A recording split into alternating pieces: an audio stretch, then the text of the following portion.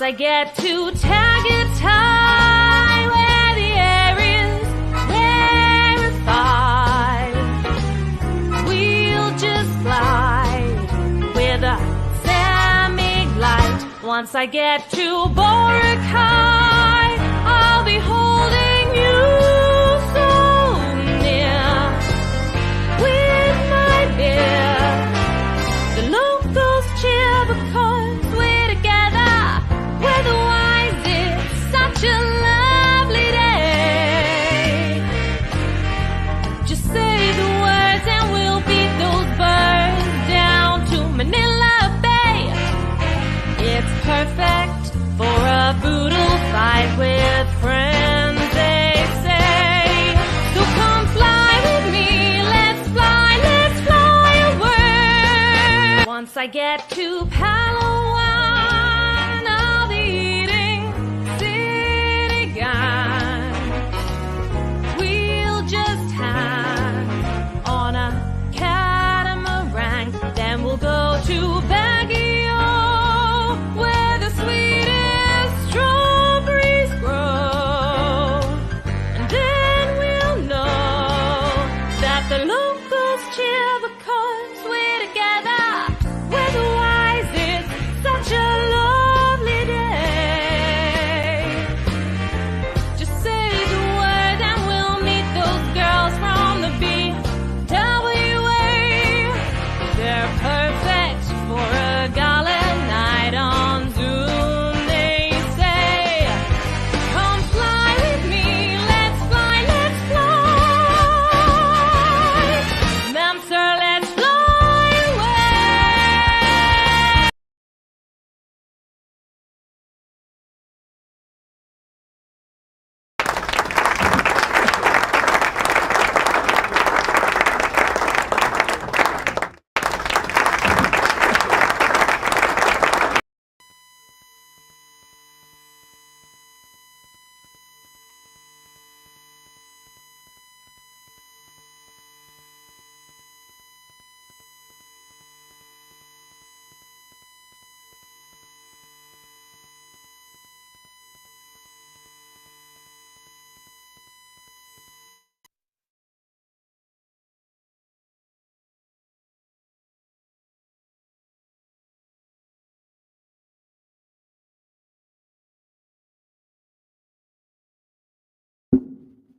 Okay, ayan na po, ayan na. At welcome po si Chairman Fred Bumuli na umaanyayahan sa inyo. Tutukan po ninyo ngayon ang ating palabas ngayong gabi at wala po tayong gagawin kundi ating pong bibigyan ng running commentary ang mga kaganapan sa Pilipinas sa bilang panunumpa po ni Ferdinand Marcos Jr., ikalabing-pitong Pangulo ng Republika ng Pilipinas. Napakahalaga pong bahagi ng ating kasaysayan. Ito pong panunumpa ni BBM bilang ikalabing-pitong Pangulo ng Pilipinas at magbibigay po ito ng panibagong kabanata sa kasaysayan ng ating inang bayan. Bagong chapter, ika nga, sabi nila, bagong chapter at sana ito ay ito na po ang kabanatang magbibigay po ng ating mga matagal nang inaasam-asam na pinapangarap na pag-unlad ng ang bansang Pilipinas. Ayan. Okay, teka, at medyo nag-e-echo lang. Ayun. So, yun. Okay, yan. Okay.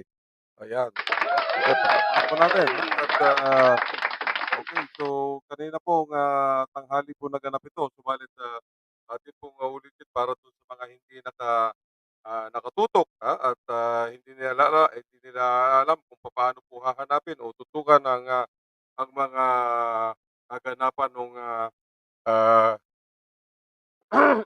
panunumpa ni BBM.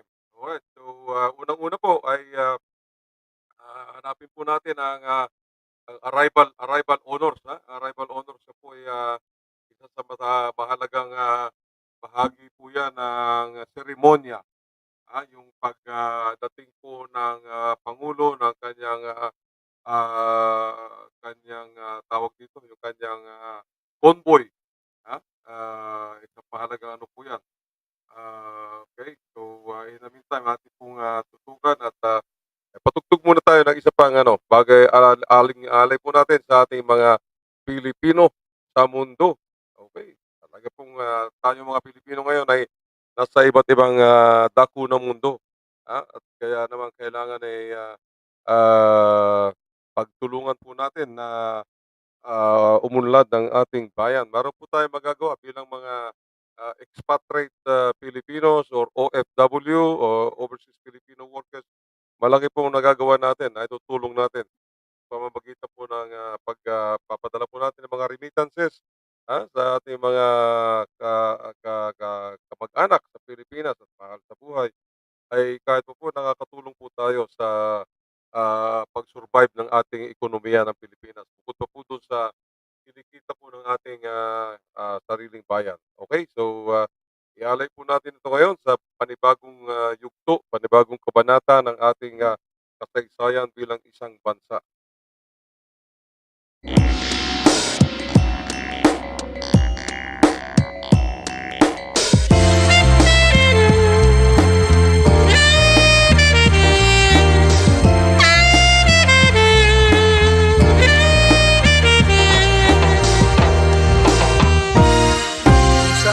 Saan na nagpunta, dinala sa iba't ibang lugar ng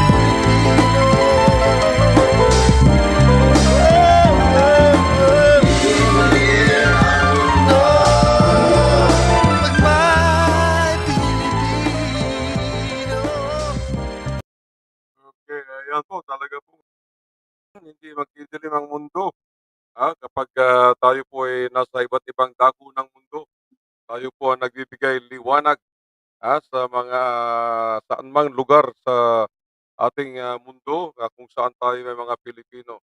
Tama nga naman dahil tayo po ay mababaw lang po ang kaligayahan natin, konting kibot lang tawanan na tayo. So nahahawa po yung mga ibang mga tawag dito, yung ibang mga kultura na medyo malalim po ang kanilang kaligayahan at nakikita nila mga Pilipino nagtatrabaho, naghihirap sa trabaho pero nakatawa pa rin, nakangisi at na panay ang tsikahan, lalo na sa mga workplaces. Ayan, ganyan po kagaling ang Pilipino, hindi po iniinda ang hirap, hindi po tayo mainit ang ulo habang nagtatrabaho. Ayan. Okey, basta mayroon lang kakuwentuhan, kahuntahan, yung pagtatrabaho, parang laro lang po natin 'yan. Yan po ang galing ng Pilipino. Okey, at tunghayan po natin ang military parade, ah, bago po yung panunumpa na ating ng Pangulong BBM or Ferdinand Marcos Jr. At tunghayan po natin itong isang military parade dahil ito po yata ang nauna bago po nagkaroon ng formal oath taking, tingnan po natin. Okey, okey, ayan, sandali lang po at atin pong isi-share lang po sa screen. Okey, mhm, yan na. Okey at yan. Please be seated. Welcome to the inaugural ceremony of President-elect Ferdinand Romualdez Marcos Jr.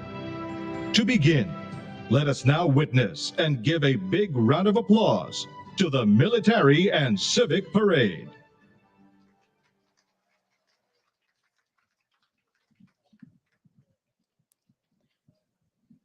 Sa makasaysayang araw na ito, ating binibigyang pugay ang bagong Pangulo ng Republika ng Pilipinas, Pangulong Ferdinand Romualdez Marcos Jr. Kung kaya't narito po ang isang parada bilang pagpaparangal. Atin na pong tunghayan ng mga tagapangalaga ng bansa, naglilingkod sa iba't ibang larangan, isinasanggalang ang bansa sa anumang pagbabanta. Sila na nagtataglay ng katapangan at kagitingan, patuloy na nakikipaglaban para sa kapayapaan at kalayaan na ating tinatamasa.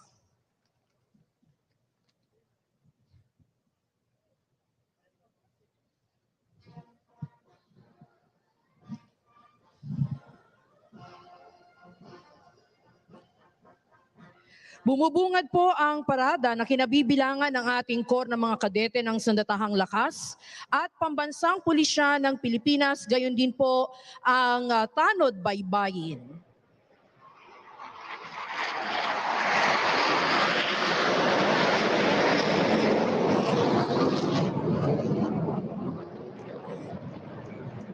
Inyo pong nasaksihan ang high-speed opener pass o ang mabilisang paglipad ng FA-50PH o ang tinaguriang Fighting Eagle. Ito ang pangunahing air asset na ginamit sa pagsasagawa ng combat air operation sa Marawi City laban sa ISIS-inspired terrorists. Naipamalas na ng FA-50PH, Agila ng Pilipinas, ang pagiging most lethal weapon system dahil sa iba't ibang katangian nito na ginagampanan sa pagdepensa at pag-atake sa impapawid ng Philippine Air Force. Ang FA-50PH bilang air asset ay pinangangasiwaan ng ating 5th Fighter Wing, the home of the country's frontline fighters and jet trainers.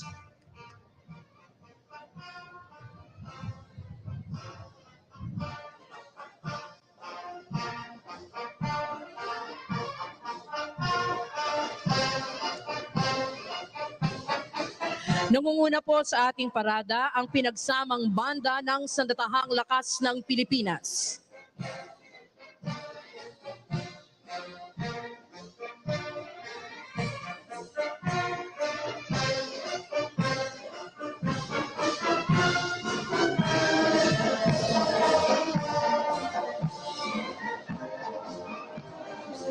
Dumaraan po Sa hating harapan, ang commander ng tropa, Major General Jonas R. Lumawag, Philippine Navy Marines. Ang unang brigada sa kasuotang gala ay nasa pamumuno ni Brigadier General Alvin T. Flores, Army. Ang unang batalyon ay binubuo ng Corps ng mga kadete ng Sandatahang Lakas ng Pilipinas na pinangungunahan ni Cadet First Class Edmond D. Logroño. Mula sa prestihiyosong Philippine Military Academy, ang mga ginuot binibining ito ang mamamahala sa iba't ibang sangay ng Sandatahang Lakas. Ikinikintal sa kanilang puso't isipan ng kagitingan, integridad at katapatan. Sila na sa hinaharap ay magiging kaagapay sa pagsusulong ng kapayapaan at kaunlaran ng bansa. Sumusunod ang batalyon ng mga kadete mula sa kilalang Philippine National Police Academy sa pangunguna ni Cadet Second Class Joshua R. Pulido. Hinuhubog ang karakter ng mga kadeteng ito upang mamuno sa hinarap ng nananaig ang paglilingkod, karangalan at hustisya, gayon din bilang makadiyos, responsable at respetadong mga public safety officers.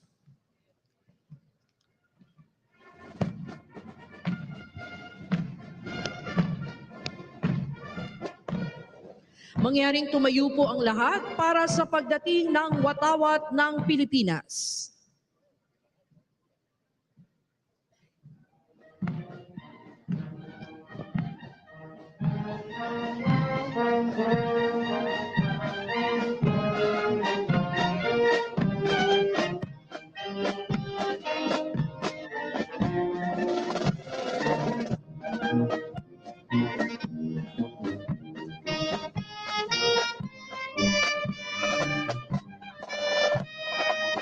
Mangyaring magsiyupo na ang lahat. Ating natutunghayan ang mga sagisag mula sa Sandatahang Lakas, Pambansang Pulisya at sa Tanod Baybayin ng Pilipinas. Ang pangalawang brigada sa kanilang kasuotang battle dress attire ay pinamumunuan ni Brigadier General Joanis Leonardi B. Dimaano ng Air Force. Sumusunod ang batalyon ng Special Operations Forces ng Sandatahang Lakas sa pangunguna ni Commander Ray R.G. Habonete ng Navy. Binubuo ang batalyon ng Scout Ranger at Special Forces ng Philippine Army, Naval and Special Operations Group ng Philippine Navy at 7th Special Operations Wing ng Philippine Air Force.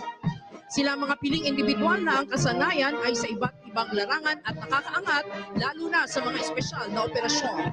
Narito naman ang batalyon na binubuo ng kapulisan at Tanod Baybayin na pinamumunuan ni Police Lieutenant Colonel Joseph C. Bayan. Ang ating kapulisan na nagpagpatupad ng batas sa papanatili ng kapayapaan at kaayusan at nagsisiguro sa kaligtasan ng ating mamamayan. Ang Tanod Baybayin ay nakatuon sa Maritime Search and Rescue, Maritime Law Enforcement, Maritime Safety, Marine Environmental Protection, at Maritime Security. Tunghayan natin ang mga sasakyan at gamit pandikma ng Sandatahang Lakas ng Pilipinas, Pambansang Pulisya ng Pilipinas at Tanod Baybayin ng Pilipinas, gayon din ang mga tauhang kabilang sa mga espesyal na unit, kasama na rin po ang pansuportang unit. Nangunguna ang mga espesyal na unit ng Sandatahang Lakas ng Pilipinas. Nariyan po ang Explosive Ordnance and Disposal Units, kabilang na rin po ang Chemical, Biological, and Radiological Nuclear Teams. Sumusunod naman po ang Kia Light Tactical Vehicle at Troop Carrying Vehicle.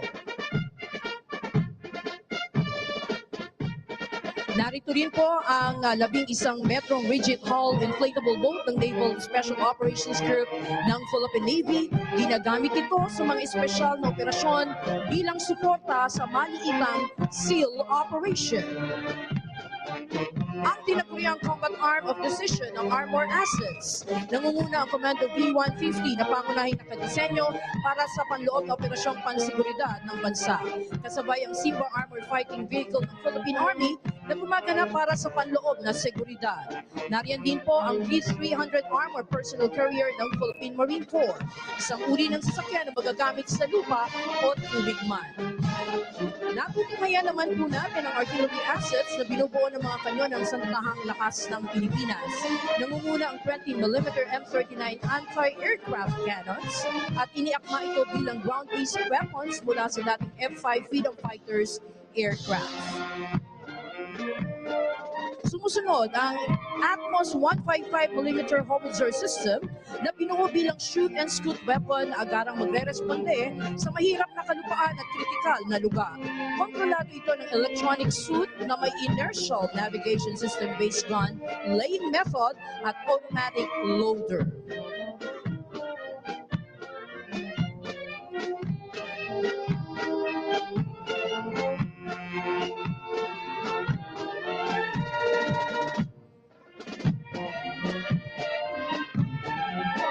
Nasa ating harapan ang 105mm howitzers.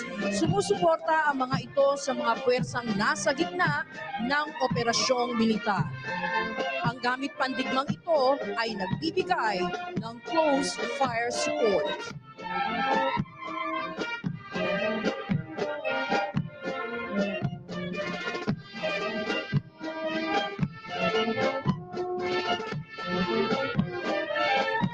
Inyo naman po nakikita ang 8-ton Euro trucks at 1 1/4 ton Sadco. Ang mga sasakyang ito ay ginagamit bilang bahagi ng combat support units.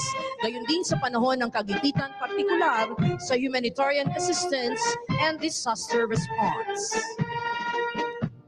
Mga espesyal at sasakyang naglalaman naman ng mga gamit pang komunikasyon at sistemang pang-impormasyon na may kakayahan upang maisakatuparan ang ugnayan sa pamamagitan ng radio communication sa iba't ibang frequency bands. Ang mga sasakyan naman po at kagamitan ng ating pambansang pulisya ng Pilipinas at What you're seeing right now is, of course, the military civic parade. Let's make sense of what is happening. We're going to bring in now historian Manolo Quezon, who still joins us via Zoom. Manolo, tell us about what's happening. What is the importance of this military civic parade and the relevance to the inaugural ceremony that we're witnessing? Well, frankly speaking, it's of course to entertain the crowd and to kill time. What happens actually is because of the importance of 12. Ayan, no? Mukhang nagtitiis po talaga yung mga bisita sa sobrang init. At palagay ko, ang panahon po sa Pilipinas ay medyo po yung maalinsangan na mainit na walang araw pero maalinsangan po. Kaya kitang-kita nyo talagang nagpapaypaya ng mga bisita. So, hindi po mukhang hindi na anticipate yung climate control sa lugar na yan. So, sabagay, paano nga naman ninyo ma-predict yan dahil mahirap po ang ma-air condition yan dahil open air po yan unless na lagyan nila ng malalaking electric fan na may yelo sa harapan. Yun lang po ang paraan nun. Pero mukha nakakatawa naman. Pero talagang biro nyo, nakapusturang-pustura pa yung mga dignitaries doon. Tapos paypay ng paypay. So, yun lang po medyo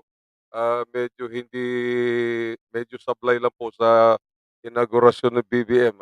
So, mukhang symbolic, mukhang mainit ang pagtanggap kay BBM ng panahon. Ayan, okay. Alam po naman natin ang panunumpa naman ni BBM yung actual na kanyang actual na panunumpa. Okay, so bago po yan ay muna tayo, medyo break po muna tayo ng isang kanta. Okay, ng ating resident artist na si Liza Beron Javier.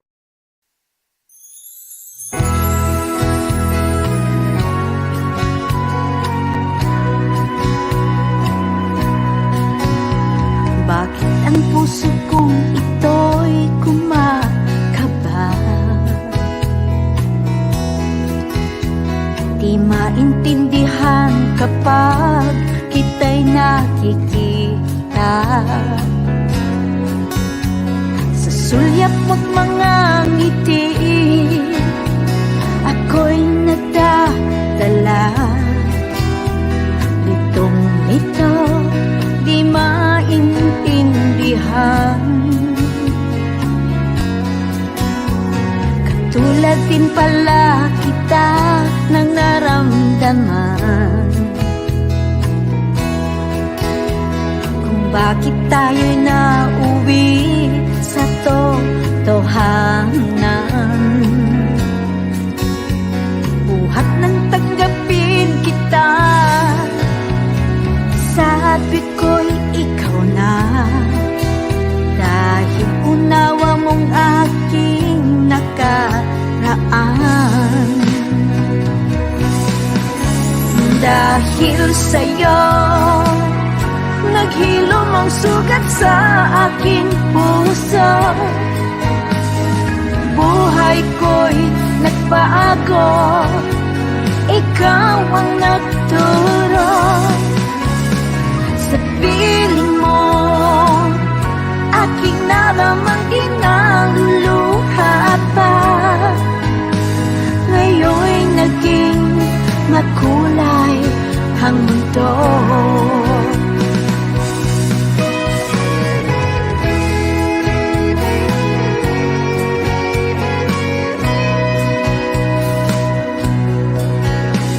Ngayon'y wala na nga akong mahihiling,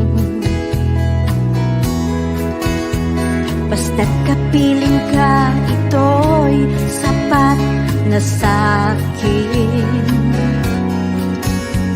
Sa tunay mong pagmamahal na sa'kin binigay, pangako kong ito'y aking iingatan.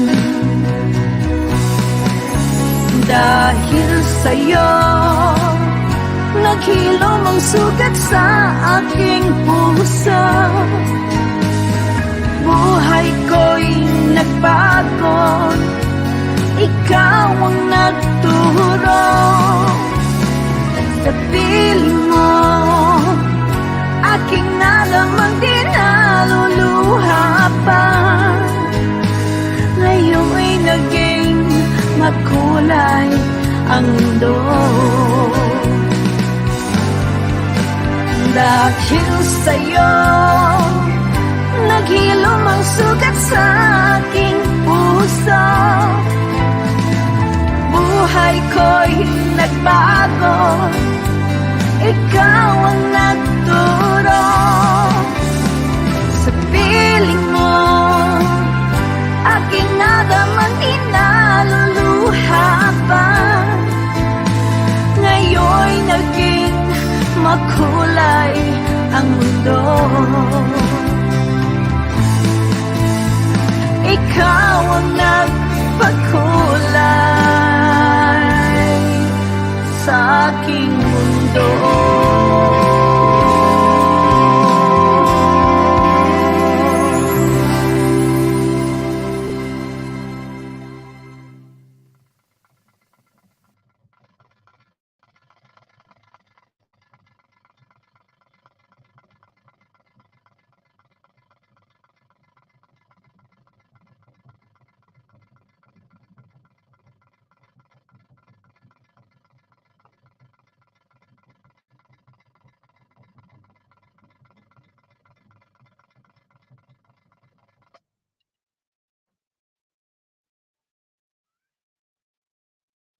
Let us all rise for the Philippine National Anthem.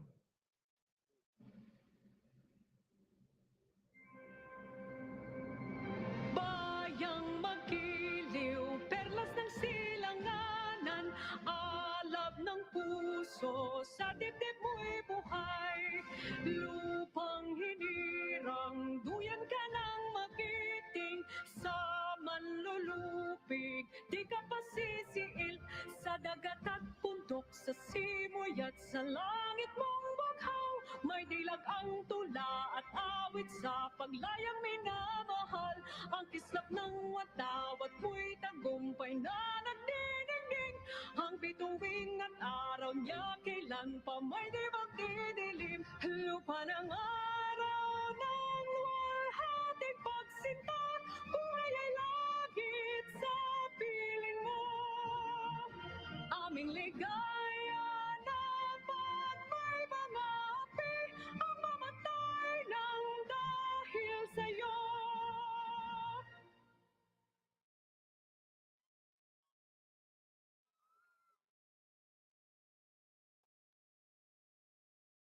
pambansang awit ng Pilipinas. Makadamdamin pong pagkanta ni performance ni Tony G. Ha? Okay, at ito ngayon naman natin talaga yung actual na formal na panunumpa ni BBM. Tingnan po natin ang excitement o hindi naman excitement, ang formality ng kanyang panunumpa, oath taking in front of the the Chief Justice of the Supreme Court.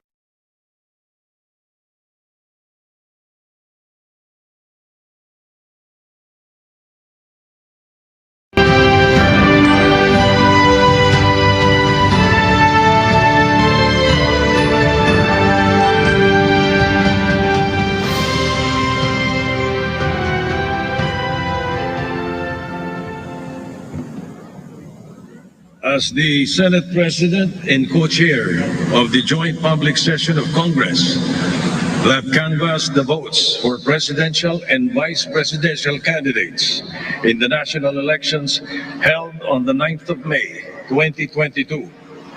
It is my distinct honor and privilege to join you in this historic occasion and read the dispositive portion of the resolution of both houses, which proclaimed the duly elected President and Vice President of the Republic of the Philippines. The dispositive portion of the said resolution reads as follows. Resolved further to declare that candidate Ferdinand Bongbong Marcos Romualdez Marcos Jr. and candidate Sara Zimmerman Duterte received the highest number of votes cast for President and Vice President respectively in the national elections held on the 9th of May 2022, and by virtue thereof to proclaim Ferdinand Bongbong Romualdez Marcos Jr. as the duly elected President of the Republic of the Philippines and Sara Zimmerman Duterte as the duly elected Vice President of the Republic of the Philippines.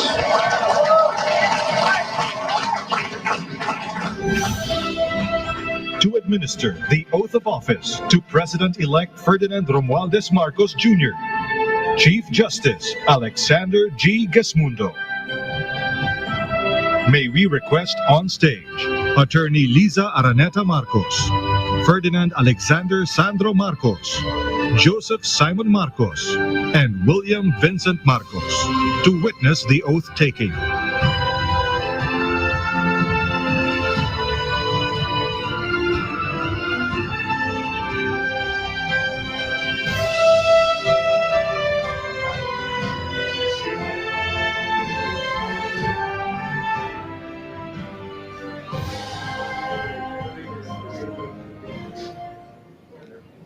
Mangyaring taas ang kanang kamay at wikain ang mga sumusunod. Ako, si Ferdinand Romualdez Marcos Jr. Si Ferdinand Romualdez Marcos Jr. ay mataimtim na nanunumpa. Natutuparin ko ng buong katapatan at sigasig. Natutuparin ko ng buong katapatan at sigasig ang aking mga tungkulin bilang Pangulo ng Pilipinas. Pangangalagaan at ipagtatanggol ang kanyang konstitusyon. Ipatutupad ang mga batas nito. Magiging makatarungan sa bawat tao. At itatalaga ang aking sarili. Sa paglilingkod sa bansa. Kasinawa ako ng Diyos. Congratulations, Mr. President.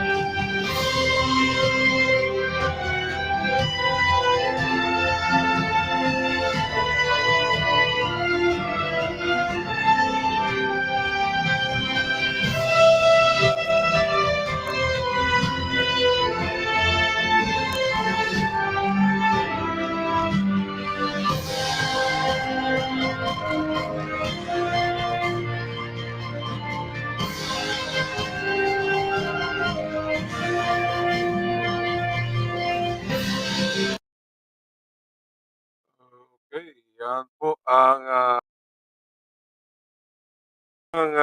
panunumpa ni Nel, kumusta naman BBM. ang kabuuan ng Kaya, inaugurasyon ni President Ferdinand Marcos Jr.? Yes, Jun, bago nga ang inaugurasyon, bilang tradisyon, bumisita muna si President-elect Ferdinand Bongbong Marcos Jr.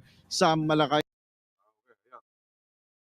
Okay, yan po ang makasaysayan na panunumpa ng bagong ay ika-17 Pangulo ng Pilipinas na walang iba kundi si Ferdinand Romualdez Marcos Jr.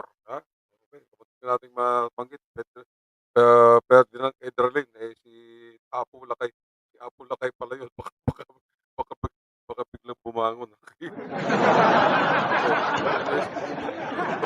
Ang presidente natin, Ferdinand FRM, hindi na FEM, FRMJ.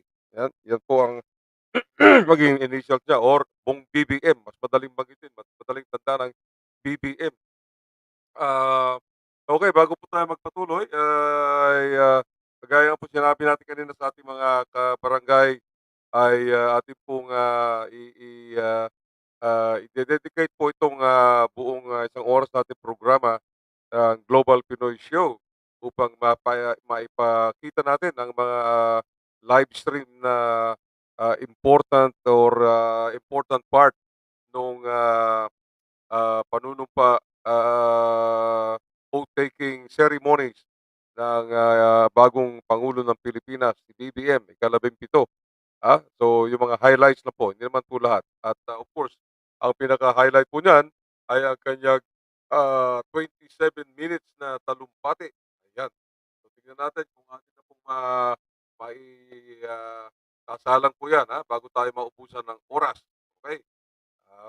Yan. Ang pinakamahalaga dyan, maintindihan po natin ang talumpati ni Ferdinand Bongbong Marcos Jr. At ating pong unawain word for word ang kanyang mga pangako sa bayang Pilipinas. Yan. Importante po yan. Okay. Ito na po.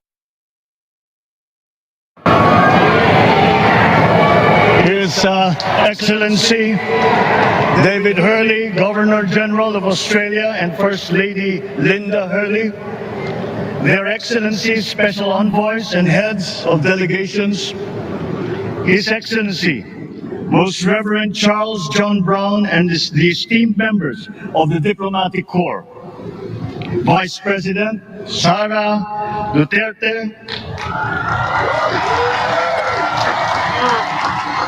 President Fidel Ramos, President Joseph Ejercito Estrada,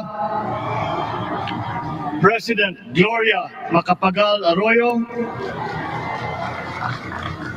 Senate President Vicente Soto III, and the honorable members of the Philippine Senate,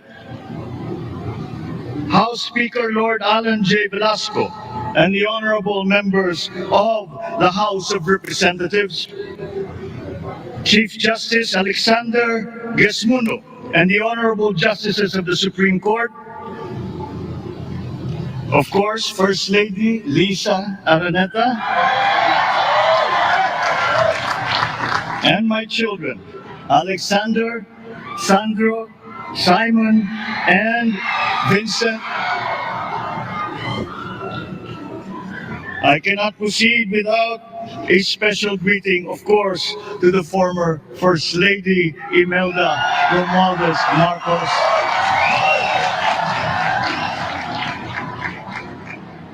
Other distinguished guests, ladies and gentlemen, my friends, ang aking minamahal na mga kababayan, magandang tanghali po sa inyong lahat. This is a historic moment for us all. I feel it deep within me. You, the people, have spoken, and it is resounding.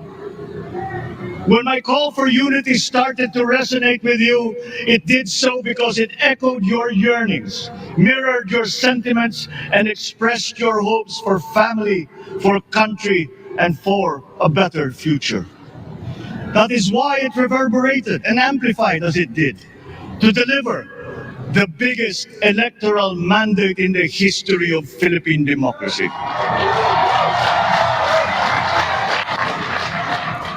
By your vote, you rejected the politics of division. I offended none of my rivals in this campaign. I listened instead to what they were saying. And I saw little incompatibility with my own ideas about jobs, fair wages, personal safety, and national strength, and ending want in a land of plenty. I believe that if we but focus on the work at hand and the work that will come to hand, we will go very far under my watch. You believe that too. At pinakinggan ko ang tinig ninyo na ang sinisigaw ay pagkakaisa, pagkakaisa, pagkakaisa. We will go farther together than against each other, pushing forward, not pulling each other back, out of fear, out of a misplaced sense of weakness. But we are the furthest from weak. The Filipino diaspora flourishes even in the most inhospitable climes, where they are valued for their quality. The changes we seek will benefit all and will shortchange no one. I was not the instrument of change.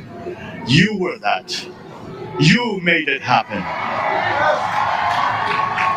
I am now. You picked me to be your servant, to enable changes to benefit all. I fully understand the gravity of the responsibility that you've put on my shoulders. I do not take it lightly, but I am ready for the task. I will need your help. I want to rely on it. But rest assured, I do not predicate success on the wide cooperation that's needed. I will get it done. I once knew a man who saw what little had been achieved since independence in a land of people with the greatest potential for achievement. And yet, they were poor. But he got it done. Sometimes with the needed support, sometimes without. So will it be with his son.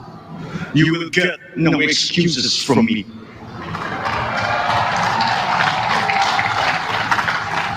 I am here not to talk about the past. I am here to tell you about our future. A future of sufficiency, even plenty, of readily available ways and means to get done what needs doing. By you, by me. We do not look back, but ahead. Up the road that we must take to a place better than the one we lost in the pandemic. Gains made and lost, opportunities missed, well-laid plans superseded by the pandemic. Indeed, ours was the fastest growing economy in ASEAN by ways now outdated.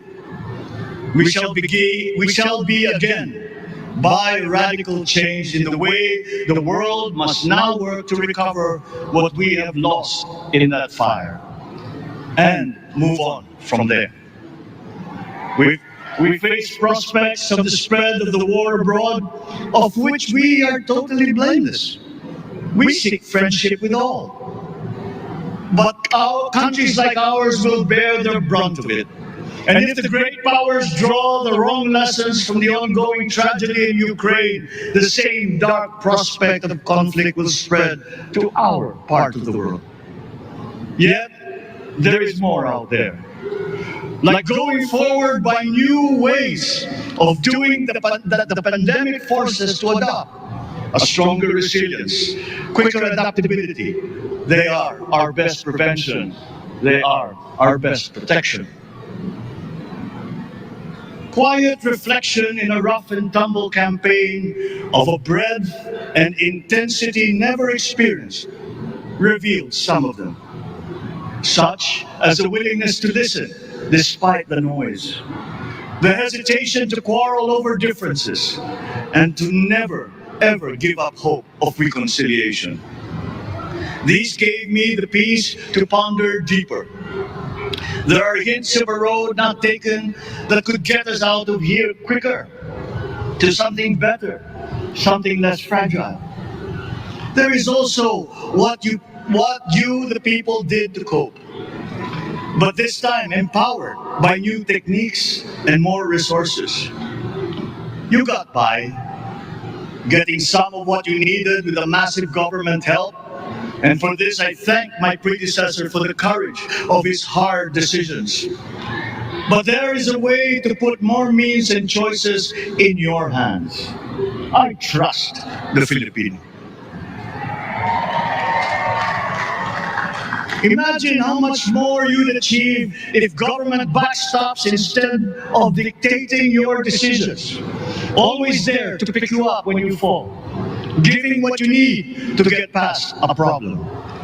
Imagine if it invested in your self-empowerment to bring it closer to taking on whatever challenges come. Imagine a country that, in almost every sense, is you. Now imagine what you and government can achieve together. We did it in the pandemic. We will do it again. But again, I will not predicate my promise to you on your cooperation. You have your own lives to live, your work to do, and there too I will help. Government will get as much done alone without requiring more from you. That is what government and public officials are for. No excuses, just deliver. It was like that once upon a time. I did not talk much in this campaign. I did not bother to think of rebutting my rivals. Instead, I searched for promising approaches better than the usual solutions. I listened to you. I did not lecture you who has the biggest stake in our success. And the forthcoming State of the Nation will tell you exactly how we shall get this done. In this fresh chapter of our history, I extend my hand to all Filipinos. Come, let us put our shoulders to the wheel and give that wheel a faster turn to repair and to rebuild and to address challenges in new ways, to provide what all Filipinos need, to be all that we can. We are here to repair a house divided, to make it whole, and to stand strong again in the Bayanihan way, expressive of our nature as Filipinos. We shall seek, not scorn, dialogue. Listen respectfully to contrary views. Be open to suggestions coming from hard thinking and unsparing judgment. But always from us, Filipinos. We can trust no one else when it comes to what is best for us. Past history has often proven that. Solutions from outside divided us. None deepened our understanding. They were always at our expense. Never forget, we are Filipinos. One nation, one republic, indivisible. We resisted and never failed to defeat foreign attempts to break up our country in my father's watch. His strongest critics have conceded that. So let us all be part of the solution that we choose. In that lies the power to get it done. Always be open to differing views, but ever united in our chosen goal. Never hesitating to change it, should it prove wanting. That is how agile, resilient republics are made. Our future we decide today. Yesterday cannot make that decision anymore, nor can tomorrow delay it. The sooner we start, the surer and quicker the prospect of achieving our future. These are troubling times. What's happening to others can happen to us, but it will not. We see what's happening. We are witness to how it is being stopped, and we have seen the glory that crowns struggle against all odds. Giving up is not an option. We've been through times of bitter division, but united, we came through to this when it shall begin again, but better. The campaigns I've run have taken me here where I stand today. I listened to you, and this is what I have heard. We all want peace in our land. You and your children want a good chance at a better life in a safer, more prosperous country.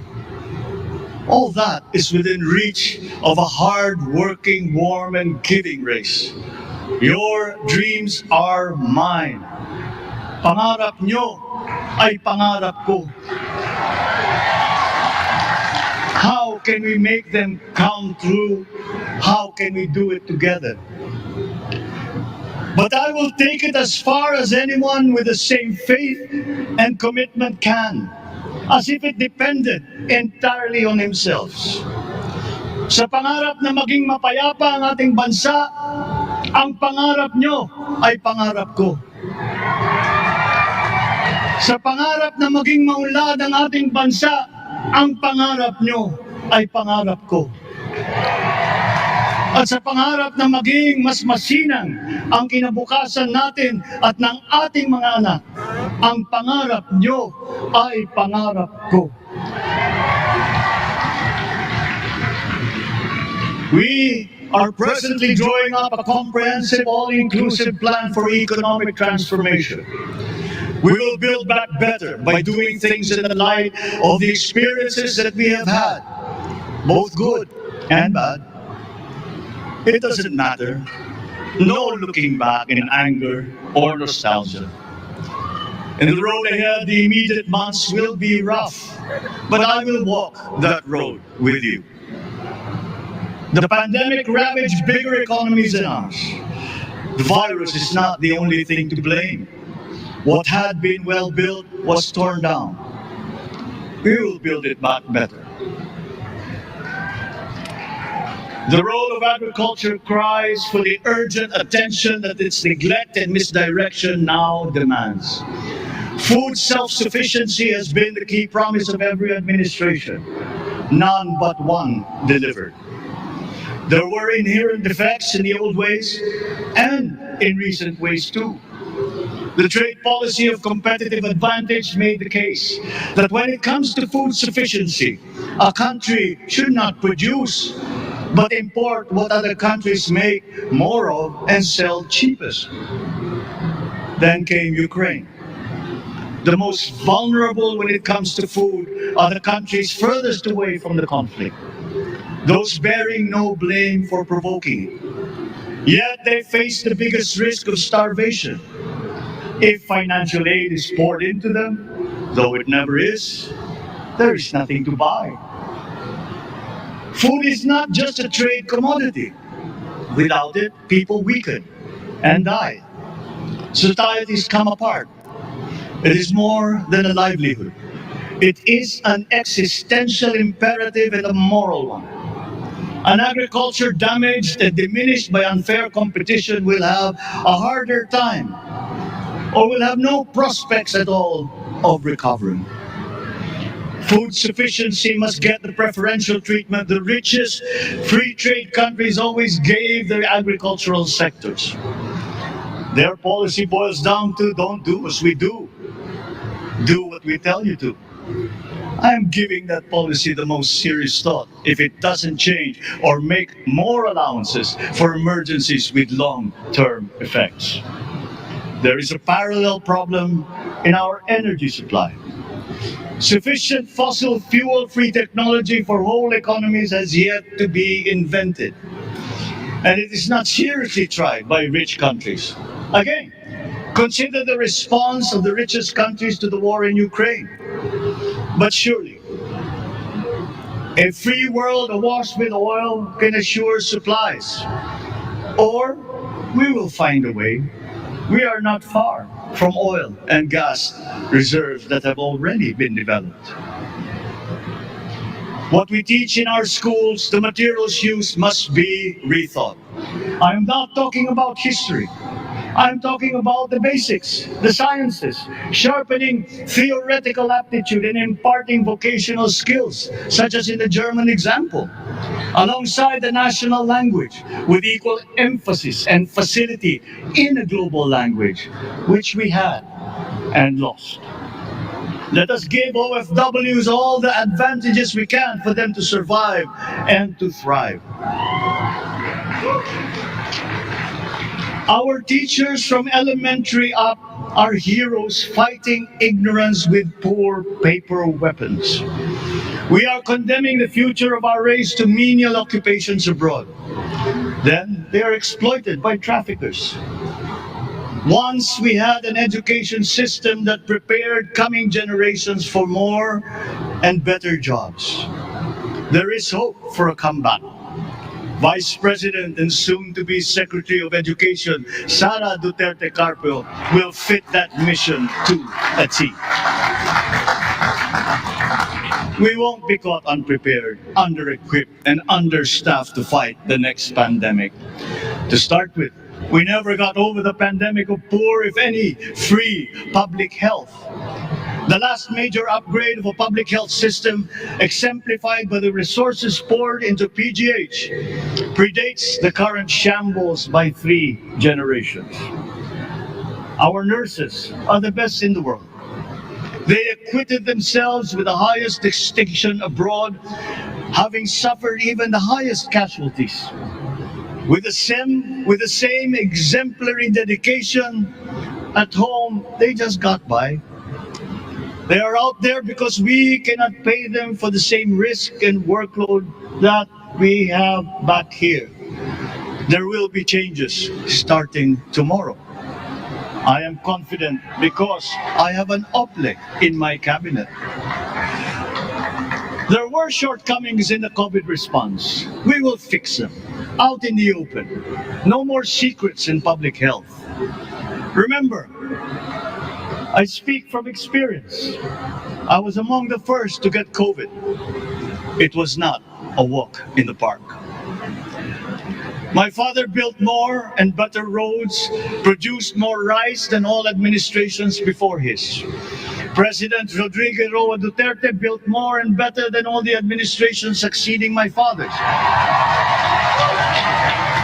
Much has been built, and so well, that the economic dogma of dispersing industry to develop the least likely places has been upturned. Development was brought to them.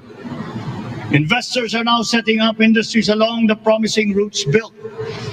And yet, the potential of this country is not exhausted. Following these giant steps, we will continue to build. I will complete on schedule the projects that have been started. I'm not interested in taking credit. I want to build on success that's already happening. We will be presenting the public with a comprehensive infrastructure plan. 6 years could be just about enough time. No part of our country will be neglected. Progress will be made wherever there are Filipinos, so no investment is wasted. The recovery of Philippine tourism, with its emphasis on accessing nature's beauty, I am sure will exceed expectations. And bigger is not always better, but there's something to be said for economies of scale. And yet the country invites investments in fast-rising industries with quick returns and inflicts irreparable damage for future generations. We have yet to see large-scale practical solutions to pollution, though some are beginning to emerge. But there are tried and proven new ways of mitigation. Blades have been turning over the sand dunes of Ilocos Norte, harnessing a power all around, but unseen, long before this day. I built them. The rich world talks a great deal, but does a lot less about it than those with much less, but who suffer more death and destruction from climate change and lack of adaptation. We will look to our partners and friends to help the Philippines, who, despite having a very small carbon footprint, is at the highest risk. First, spare victims, then help them recover, and move on to lessen the harmful impact of climate change. We too have our part to play. We are the third biggest plastics polluter in the world, but we won't shirk from that responsibility. We will clean up. You will not be disappointed, so do not be afraid. With every difficult decision that I must make, I will keep foremost in my heart and in my mind the debt of gratitude I owe you for the honor and responsibility that you have conferred on me. Whatever is in a person to make changes for the better of others, I lay before you now in my commitment.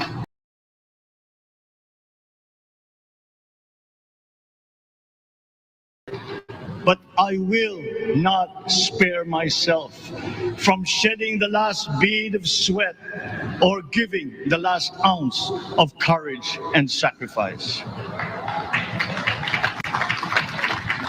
And if you ask me why I am so confident of the future, I will answer you simply that I have 110 million reasons to start with. Such is my faith in the Filipino.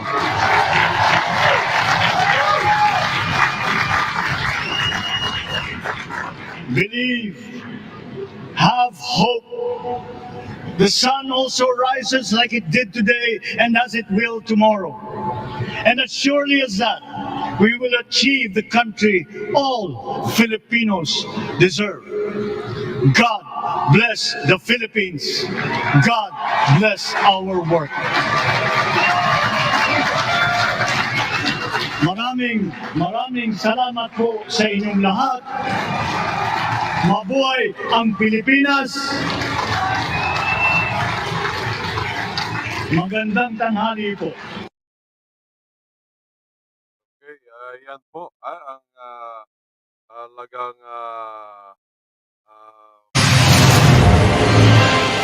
Isang araw bago ang inaugurasyon ni President-elect Bongbong Marcos bilang ika-17 Pangulo ng Pilipinas. Inanunsyo ng kanyang kampo ang ilan pang bagong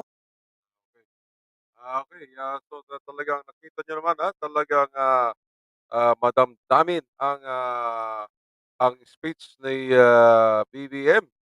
Sana'y makakuha po tayo ng kopya niyan. Napakaganda pong basahin yan at lamlamin bawat kataga ng kanyang inaugural vote-taking, inaugural speech po niya bilang ika-17 Pangulo ng Pilipinas. Okay, medyo nag-overtime po tayo at bilang pamamaalam po ay nais po natin update ng mga ka-BBF, ang mga kaibigan po ng ating yumaong kaibigang Rose Simonson at meron na pong detalye para sa kanyang farewell mass at yan po ay gagawin po sa Springvale Botanical Memorial Botanical Garden. Ayan po ang detalye. Okay. Sa Martes po yan, ikalima ng Hulyo.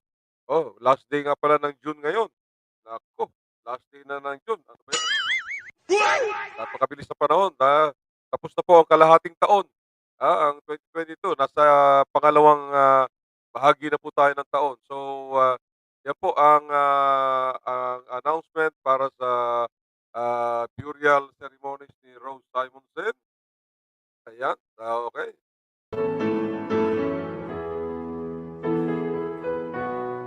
Ito po ang ating alay. Goodbye, Rose. May you ever grow in our hearts. You are the grace that placed yourselves where lives were torn apart. You called out to our country and you whispered to those in pain, now you belong to heaven, and the stars spell out your name. And it seems to me you lived your life like a candle in the wind, never fading with the sunset when the rain set in. And your footsteps will always fall here along England's greenest hills. Your candles burned out long before your legend ever will.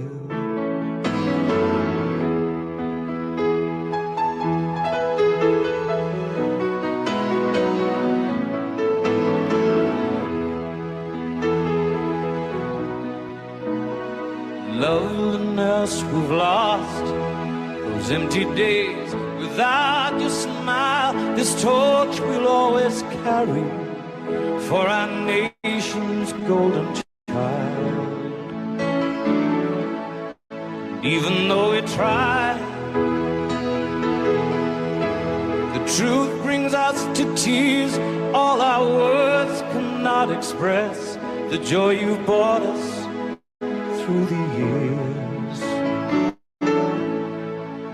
And it seems to me you've lived your life like a candle in the wind, never fading with the sunset when the rain set in. And your footsteps will always fall here along England's greenest hills. Candles burned out long before your legend ever will.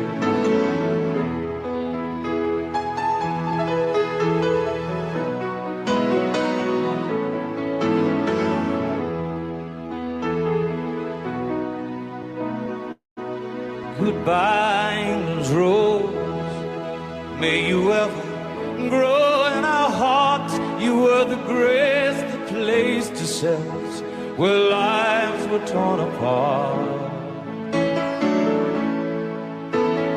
Goodbye, English road, from a country lost without your soul, who missed the wings of your compassion more than you will ever know.